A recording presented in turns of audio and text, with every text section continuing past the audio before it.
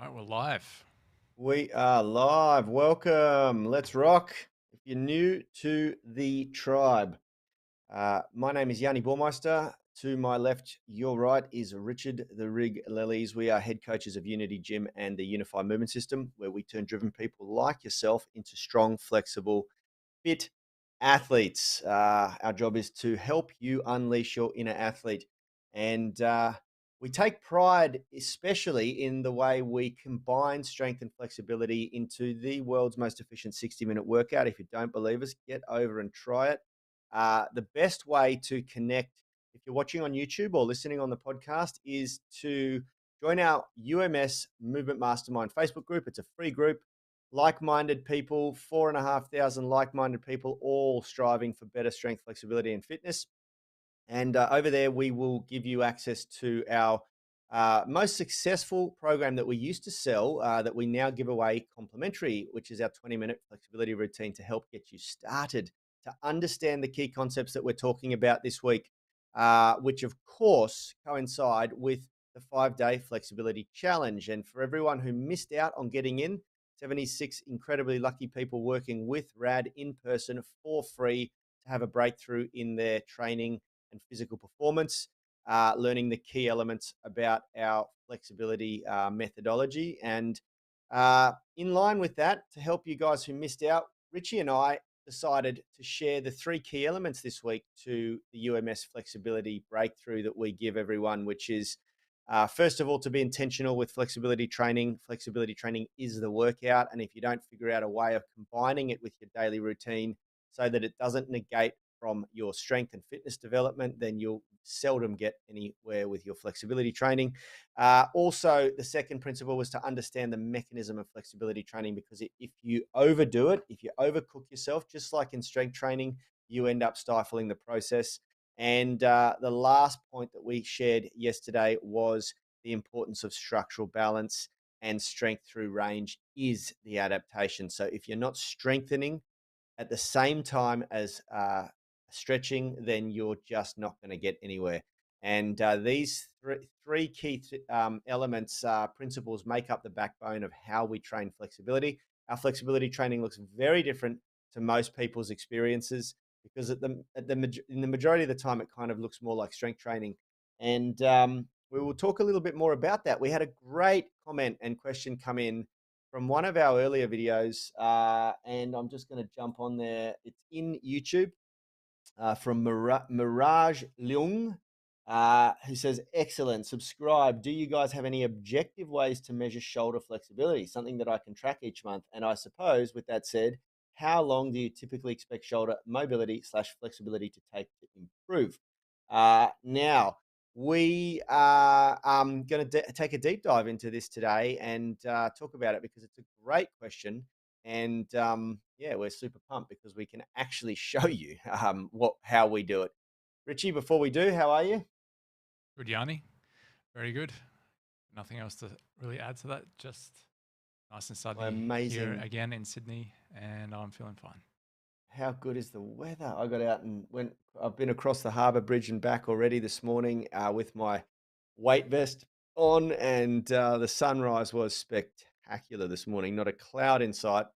I got back and saw the weather report for rain, 25 degrees and rain. I don't know where the rain's going to come from. We shall see.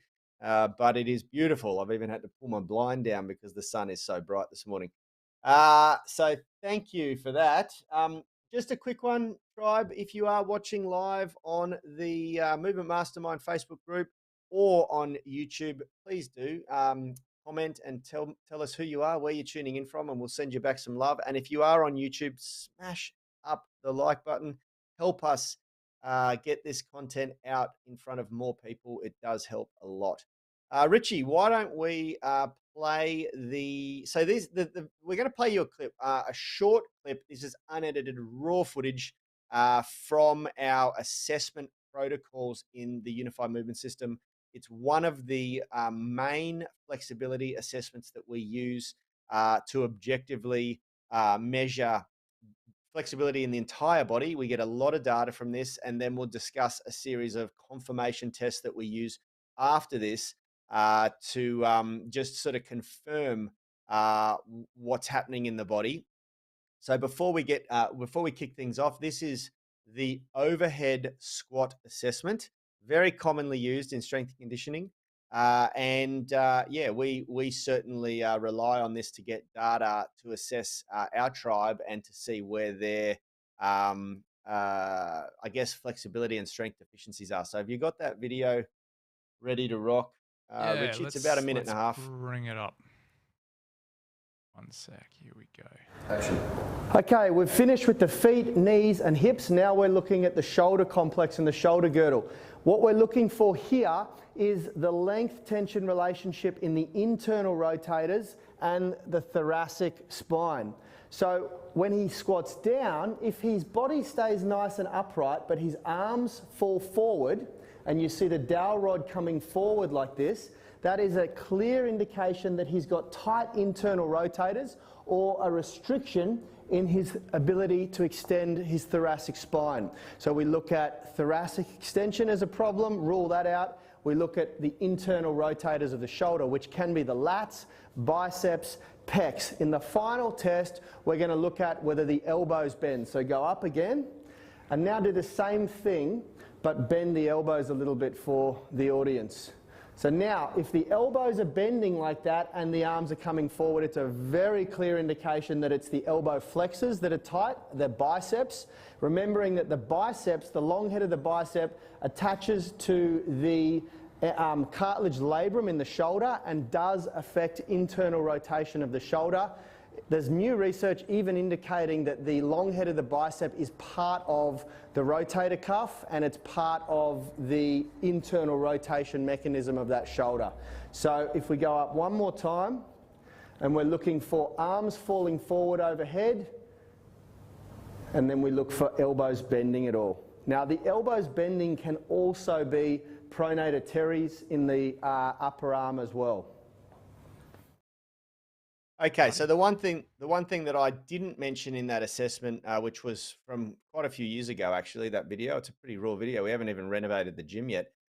Is that we also, so we have to confirm. So this is a really good test, but it gives you a lot of data. The overhead squat test. What you didn't see there is going through the feet, what the feet are doing. You will have noticed that I had Richard standing on a piece of polished timber, so that with socks on, so that we can see whether his feet are sliding around, internally rotating, whatever, and what the heels are doing, what the ankles are doing, what the knees are doing, what the hips are doing. We've done all of those assessments first, then we get to the upper body and the shoulder girdle.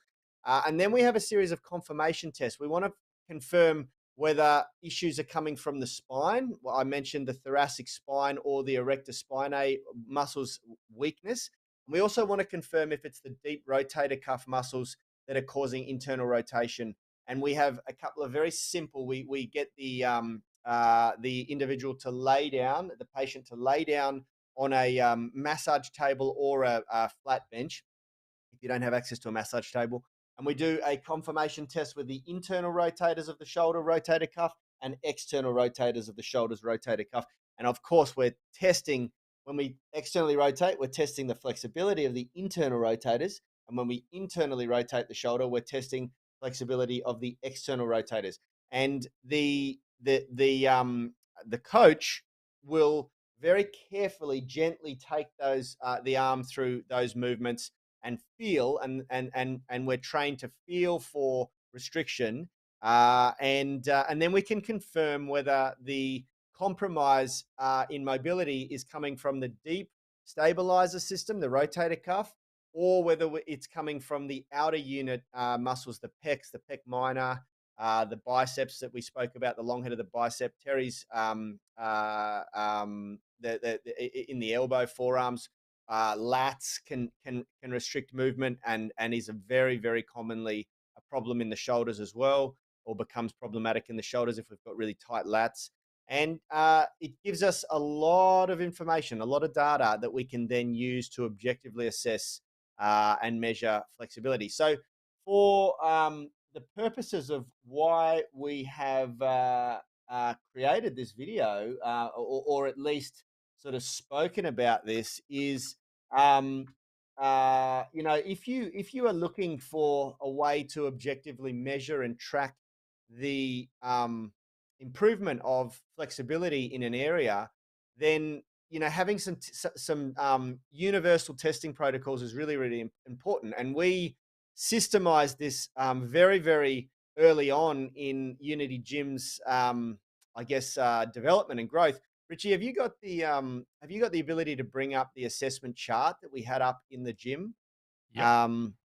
I know that this is an AO image, guys, so he'll have to try and zoom in on it and show you, but we had this pinned up around the gym so that our tribe members can look at it, and it's a big chart. If you zoom out just to show them what it looks like, we've got all of our strength tests on the left there in gray, and then our flexibility tests that we got the guys to do in orange. Now, we only show the assessments that they can do on their own here because, when people are training in a gym in a group environment, Unity Gym's physical retail gym was group training.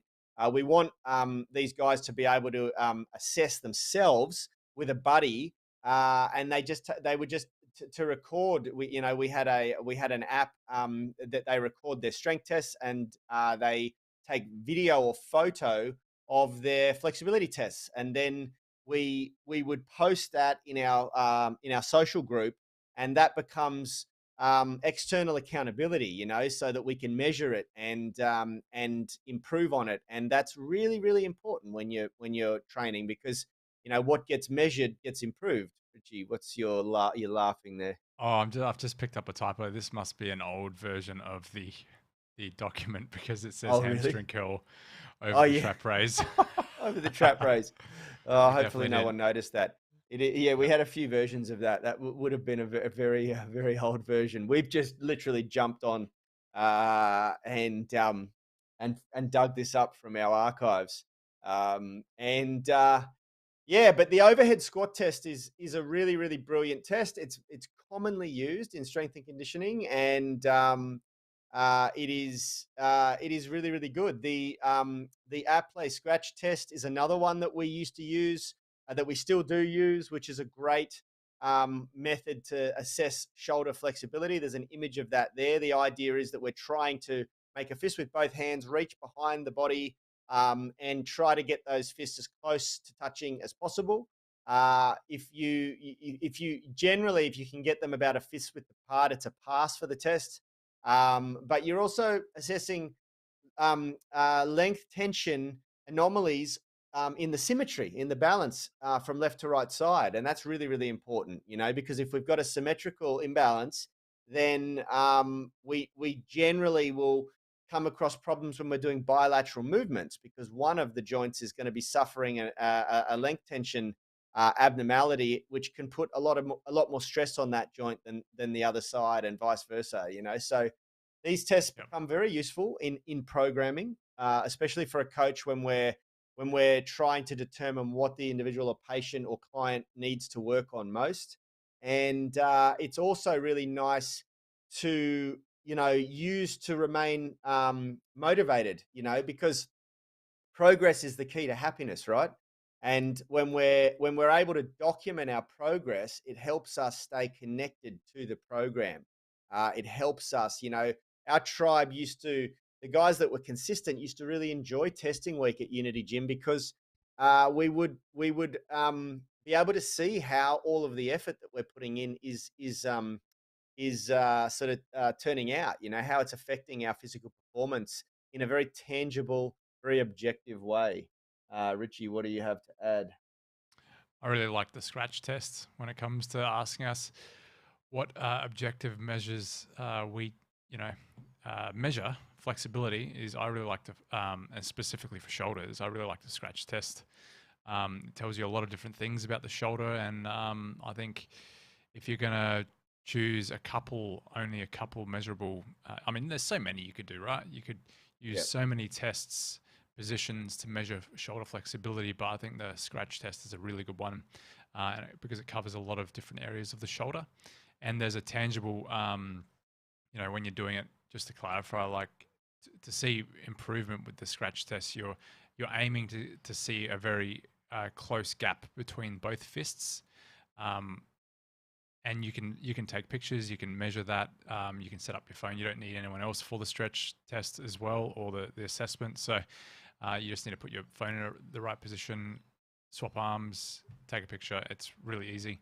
So if you, that's my sort of opinion on what the better sort of mobility tests are for your shoulders. Yeah, absolutely. And for the second part of the question, which is, I'll just read it out again. And I suppose with that said, how long do you typically expect shoulder mobility, flexibility to take to improve?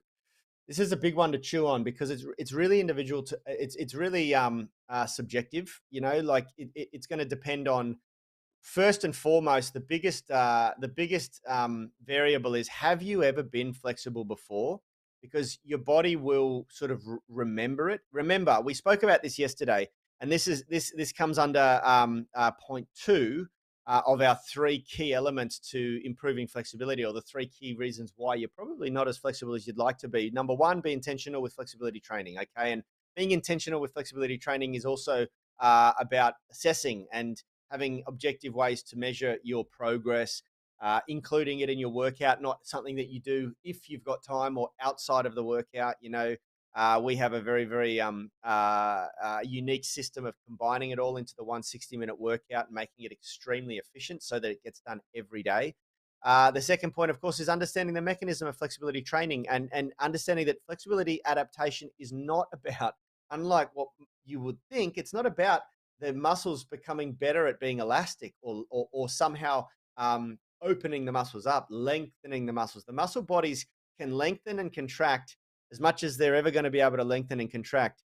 It's the brain's inability or inhibition of that movement that is the flexibility adaptation. So when you, and I gave an example of this yesterday, you know, whenever we do a live workshop, we tend to use this as an example, which is really, really easy for people to understand. If you're standing on 2 feet and you raise one, geez, my fingers aren't flexible enough. If you were to, let's say these are your 2 feet, your 2 legs, raise one leg out to the side to 90 degrees and lean the foot on the wall. Most people can do that.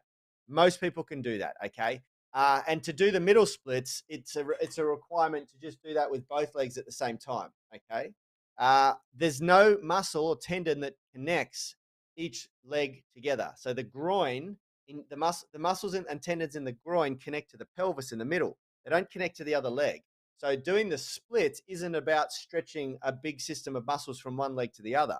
And so there really is no logical reason why, if you can lift one leg up to 90 degrees, you shouldn't be able to lift the other leg up to 90 degrees at the same time, because there's nothing connecting the two. But you can't, because your brain doesn't feel strong and stable in that position. And without developing end range strength, without developing strength through range, you're never going to be able to do the middle splits, because it's about confirming to the brain that we are strong, stable, and safe in this position. And then you will be allowed to access that range. And that takes repetitions. It takes strength development. It takes developing strength through range, which is the final of the 3 points that we mentioned yesterday. Structural balance and strength through range. If you are out of balance, you know, and this comes even into, you know, we have a lot of really seasoned yogis that join our program because they get to a point where they plateau and they can't unlock the more advanced yoga movements. And after only a few months of training UMS, their performance at yoga exponentially increases because what they were lacking was strength.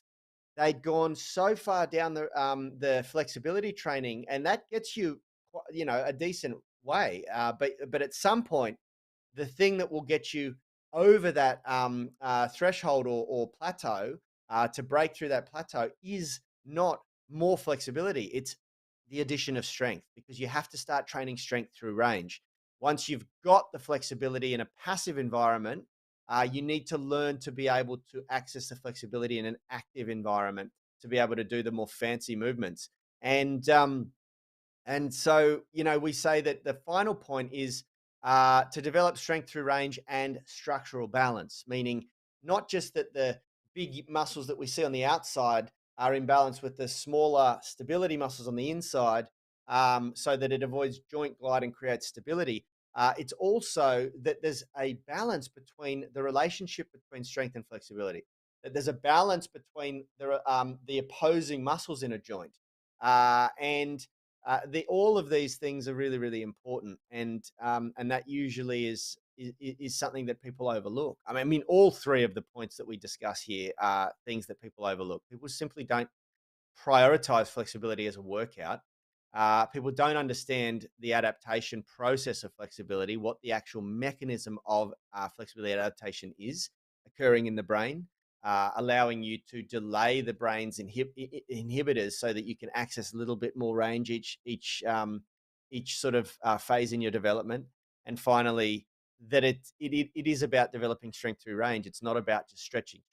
You've got to load the stretches. You've got to apply um, external load in the extreme ranges, so that your body gets comfortable there. And so the time frame that takes is very dependent on, of course, you getting all of those things right and getting a good program, but also, like, have you sustained injuries before? Are we going to be breaking down extreme neurological inhibition because you've hurt yourself and confirmed to the brain that is a really dangerous place to go for you? So you're going to be having to overcome that, not just normal sort of restriction because you've lacked the range, you've lacked accessing the range, but you've actually gone there in a really uncontrolled environment. You may have had a fall, or you may have, pushed yourself too hard in a workout, whatever it is, and you've hurt yourself. That creates an even stronger inhibition for the brain that we have to now break down over time to reconfirm that it is okay and that was, a one-off situation. And we talk about in UMS when we're teaching our tribe, this is one of the main reasons why it's important to understand the mechanism. You might be saying, well, why do we need to go into all of this science? Just show us how to stretch and we'll stretch. Well, it's really important to understand the mechanism of flexibility adaptation, because a lot of people overstretch. They push too hard. And if you push to pain, if you push a stretch to beyond the point of discomfort to pain, then you're confirming to the brain that this was a dangerous thing to do. And what it does is it creates a stronger inhibitor. Our job as flexibility coaches is to help you delay the brain's inhibition so that each time you go to stretch or access range, you can get a little bit more, a little bit deeper. But if you're continually pushing too hard or too often on a muscle group and you're not letting it recover, because stretching is load, just like strength training, then you actually delay the process and make the inhibition the brain's inhibitors stronger. So you can see that starts to really get in the way of your development. So finally, to answer Miraj's question, it's really subjective, and it comes down to your history. It comes down to, of course, how much time and effort you've got to dedicate to it. And then on top of all of that, the icing on the cake is, what program are you using? How effective is it? Yeah, Richie, you got anything to add? Look, I think you summed it up pretty well. I don't know if we have too much more time, but from personal experience, myself and watching people go through this journey, it takes a lot longer than you think. You have to be very patient with it. It's a tricky question to answer, just like what you said. There's a lot of variability from person to person and what makes them flexible or not. And so you really can't answer it with a specific timeline, weeks, months, years. Like, everyone's going to be a bit different. But that being said, if you take into account everything that Yanni said, and you're doing the right steps, you are going to progress faster than the people that are doing the wrong steps. I know personally, from my personal experience, I was doing the pancake for years the wrong way, and then I applied the right techniques to my training, and I got to a chin to floor pancake in a matter of months. So it really does come down to a lot of different things. But, like, number one, I think everyone can improve flexibility to some extent. I just think that you need to be doing the right program and the right techniques to get there. Otherwise, you could be, picking away at this mountain for years and getting nowhere. Yep. Yep. 100%. 100%. Now, Tribe, if you do want to go deeper into this, we're going to sort of continue this discussion a little bit tomorrow and talk about. We've got a specific question that's come through about an injury, and we're going to have Phil White from ADPT Physio on the stream talking about whether stretching is right for injury management and rehab. And we're also going to continue this on Thursday. If you do want to learn more about this topic and how to unlock flexibility improvements beyond your wildest dreams, you really do need to get over into our UMS Movement Mastermind Facebook group and reserve a seat in the next 5-day flexibility challenge that will be kicking off in May. It does sell out. We oversold by 26 places this time around, which I don't know how that's going to go. Rad might be a bit more strict about the 50-person cutoff. But next time, so make sure you reserve a seat nice and early. It is free, and you get a chance to work with us for 5 days, and it's a great opportunity. Richie, thank you very much. Great discussion. Great question. Thank you very much, Miraj Lung, for a great question, and I hope that we answered it well for you. We'll see you tomorrow, guys. Before we go, I've linked one of our videos on actually a very similar question. How long does flexibility take? It's a previous video we did a couple years ago, I think. That's really popular. If you want to continue looking into this matter, check out that video. I think Rad has a good discussion on it. Awesome. All right, That's guys. great. See ya. Good work, everybody. We'll see you tomorrow.